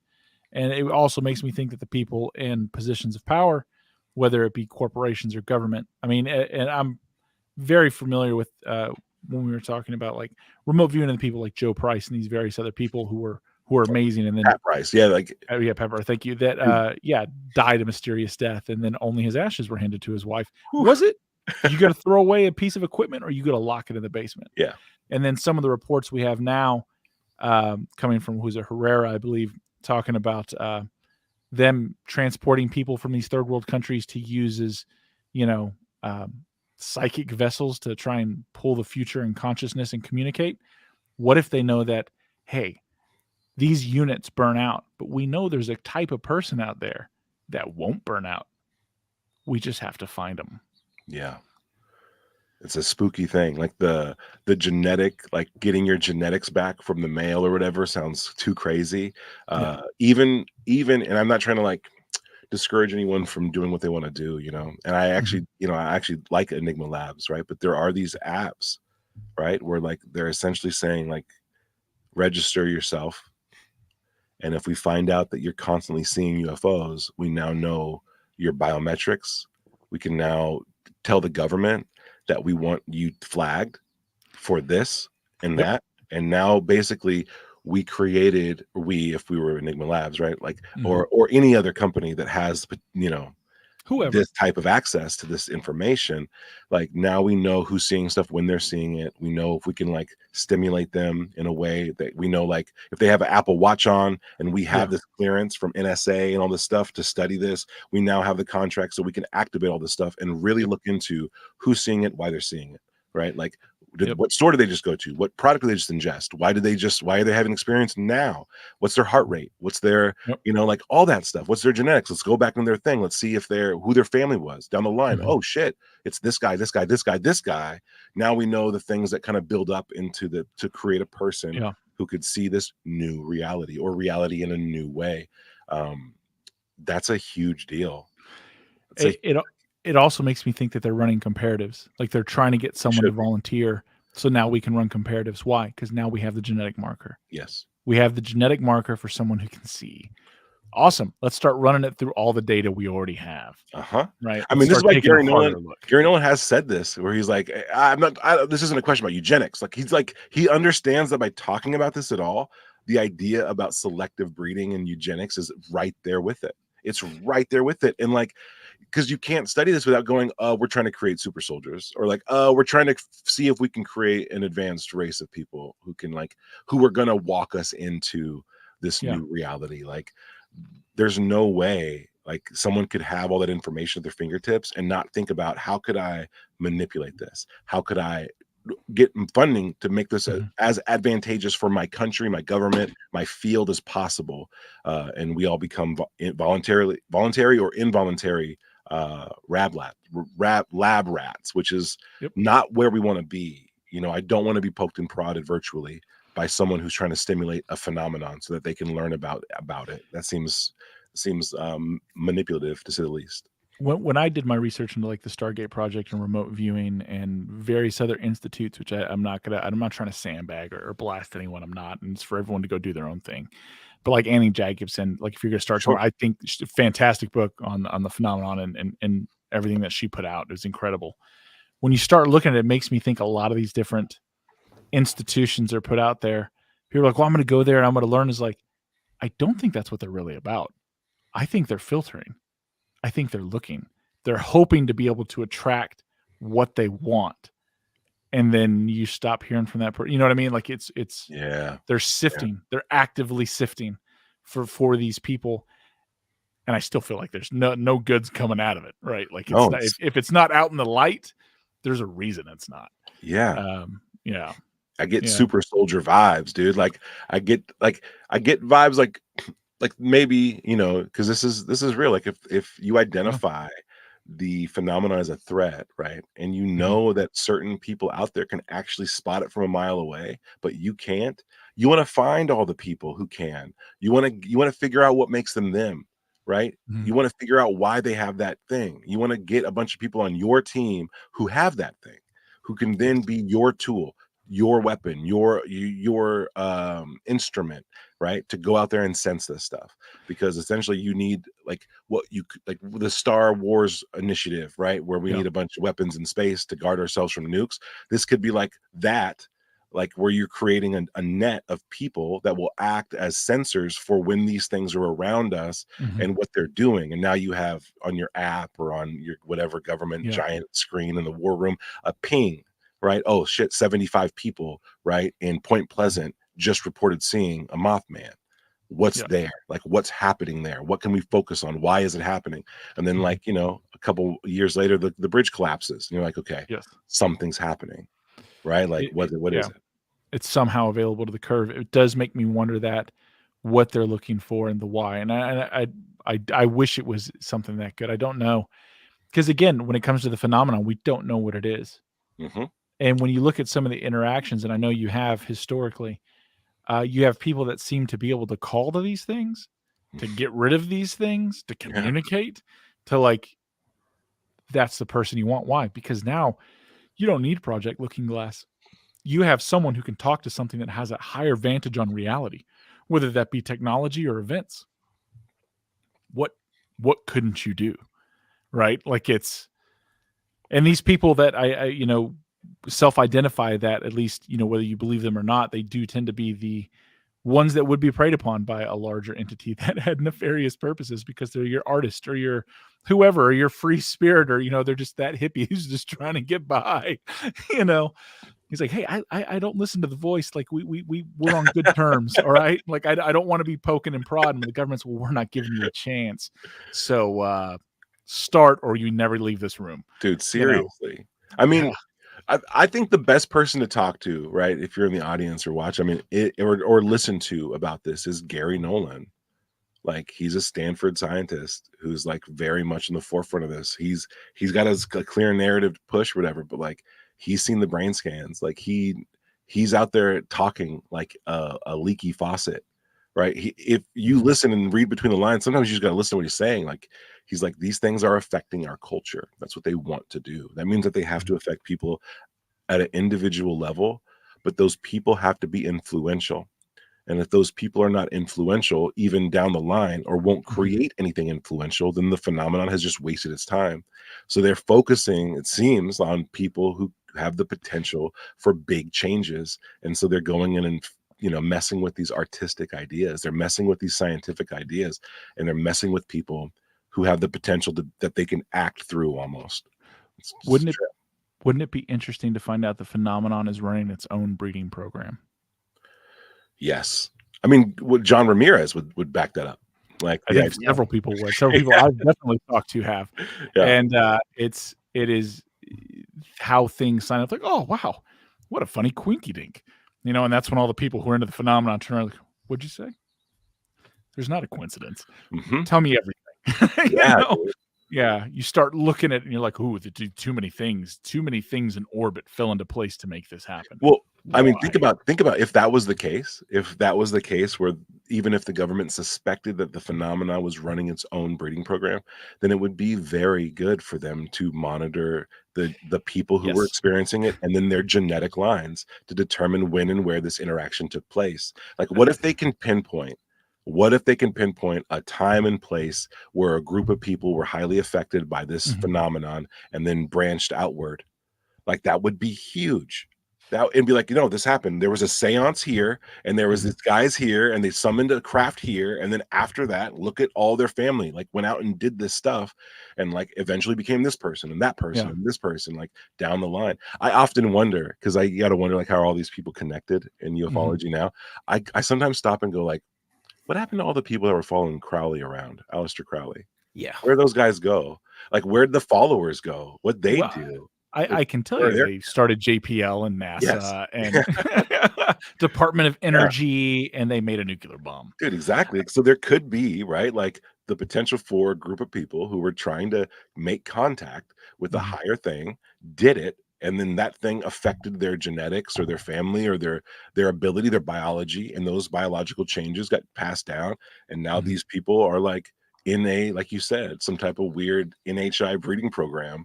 And it's like, yikes, how deep are we? That's the first time I've ever said that on that show, but I've thought this for a very long time. It's a deep thought, and I love that. Yeah, thanks.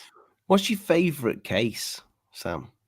The Bledsoe case, the Chris Bledsoe case, is my favorite one.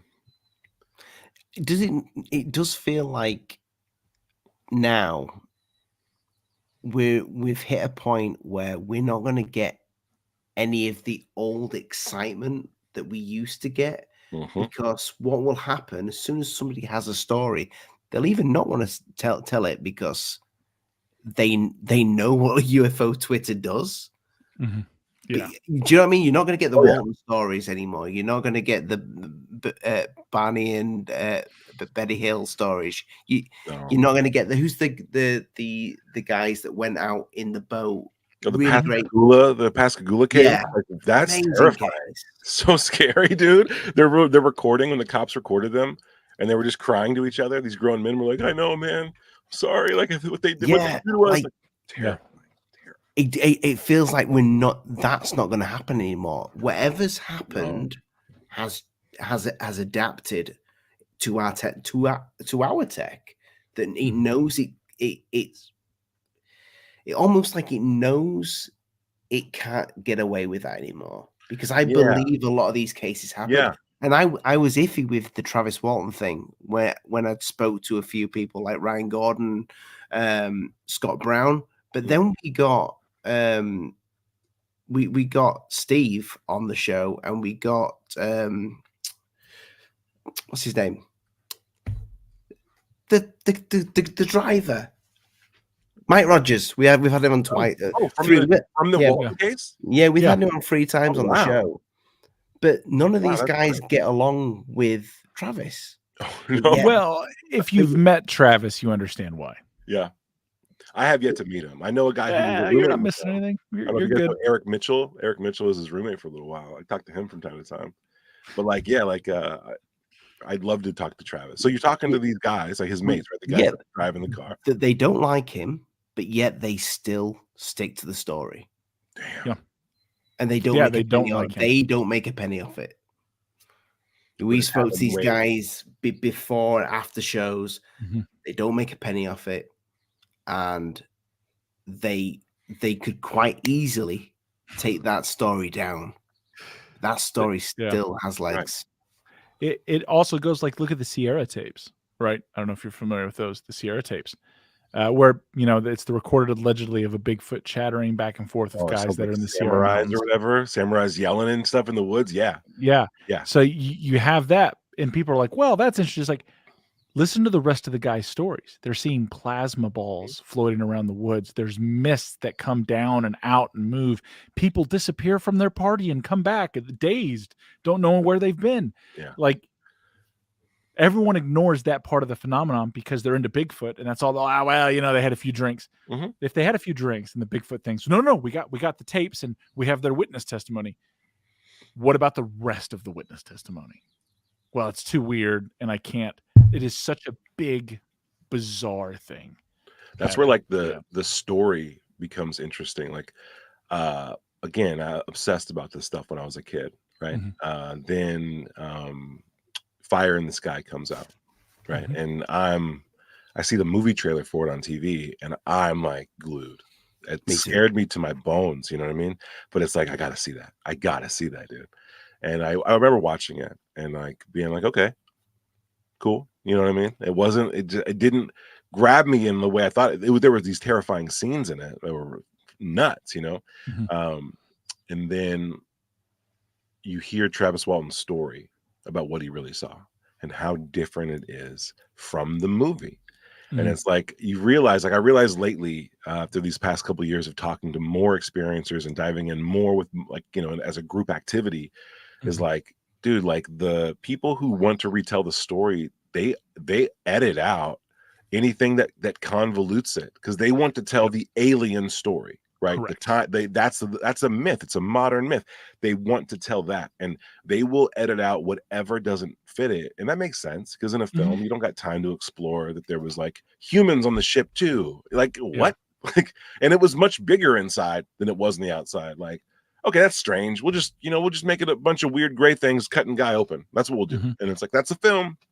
But yeah, that's why I like Bledsoe's case so much, by the way. Like, it's not exactly what happened, it's the fact that he shared everything that happened, and a lot of it's so weird as to call it would draw more skepticism, you know what I mean, than believability. And so like Valet was like, hey, if people like, I like the weird stuff, because why would someone who's trying to be believed include details that are impossible to believe? They would just give you the regular stuff that you want. They play the hits for you if what they wanted was to tell you a lie. And like, yeah, with the more strange details in a case, the more I like it. What I find really interesting about what you just said there about the Travis Walton film Fire in the Sky. Do you remember the Whitley Strieber film Communion? Communion? Yeah. Not the book, the film, Mm-hmm. where it's wearing a mask. Yeah. The alien has a mask on. Yeah, and there's like then you look at Fire in the Sky. Those things, the alien gray face, it's just a mask. It's not its actual. It's a good point. And I find though the fact that they did that twice in a film, because I don't think Strieber said that they were wearing a mask. Did he? He said it looked. Now, I don't know Strieber. I didn't read Strieber's book. I want to talk to him. Me neither. I came across Communion within the last 2 years on YouTube for free. Like, it's just there. If you type it in, it's just there. You can watch it. And like, I couldn't believe how much is in that movie that is now accepted as modern, like kind of ufology fact within the lore. The little troll guys that are hooded. I mean, Jim Simivan said that he saw one of those. Right? The Cousins brothers said that they've seen them. Yeah, so like that's in there. The idea that they're masks, and when he took the mask off, it was just Christopher, or it was just Whitley Strieber again. Like this idea that's playing with your perception of like, am I you? Are you me? Like, what is all this? Well, he walks into a craft and there's like aliens dancing, and there's multiple different morphologies of them, and they're all like so it's just so bizarrely beautiful that it, like, dude, there's no answers here. Like, this is crazy. That's the kind of experience I think is so important. But so bizarre to see it in a film like that, and having it not be celebrated today for being ahead of its time in that sense. It's kind of criminal, I think. But yeah, I love that Whitley's still around too, talking, sharing. I do think this stuff to these movies that they want us to see, you know, that they just put in there that wasn't the story. That was not part of the story. I never told you that. The ship didn't look demonic. You know, the ship didn't have like life to it, and because I mean, yeah. I think that coin goes both ways, because like you said, it's like, well, it wasn't a scary incident, but you painted it as one, and one that was a scary incident, they painted it as light and love, and it was great. They're just, in my opinion, they're just trying to shape culture by shaping the perceptions and the information that get out, right? They're painting a picture that they want you to spin off, and they've calculated how to do it. The question is the why, but I don't know. I think if I knew, I'd suddenly lose my mind. So, but Sam, this has been an awesome podcast, man. We would love to have you back on. We've been going for an hour and 46. Oh my God, we were going for that long. Yeah.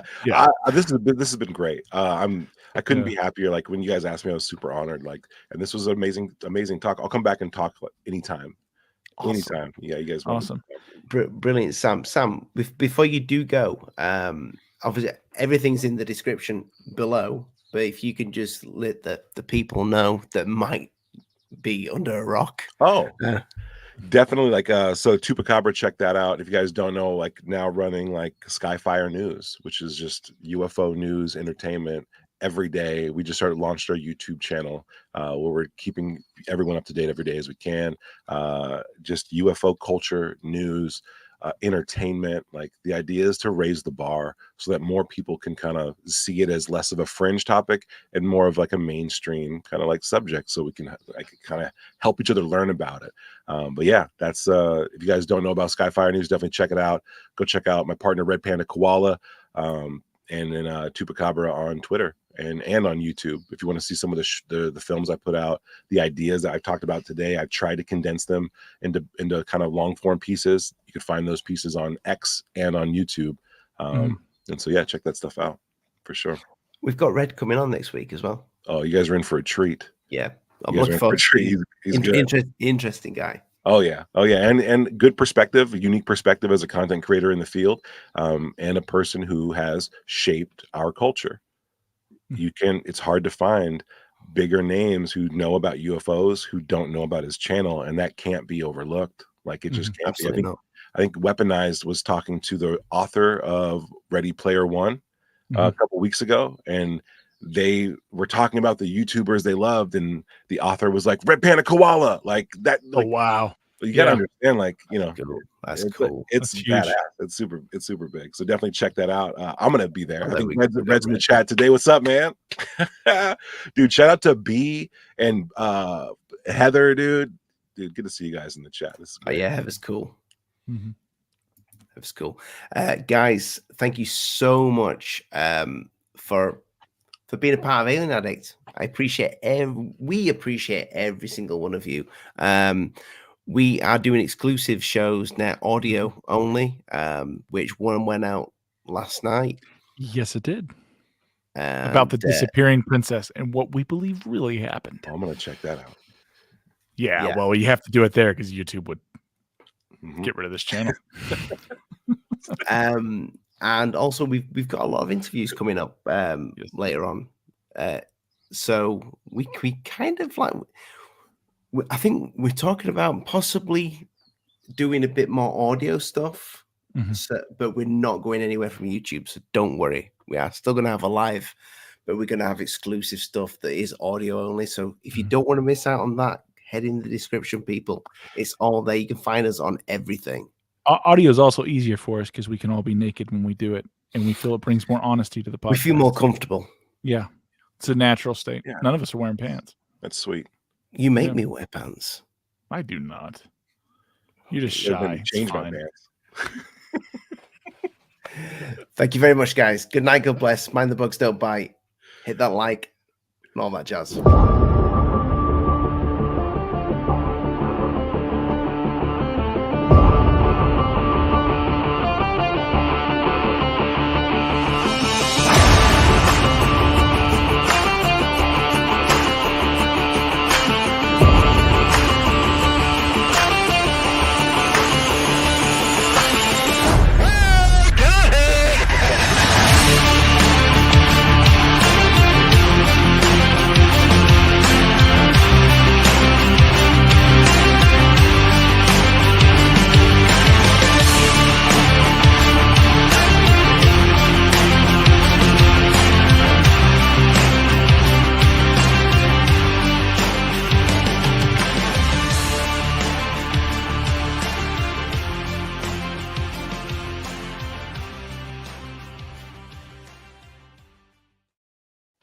Oh, it's the after show goodie for the diehards who know we do it. And yeah, we're not wearing any pants.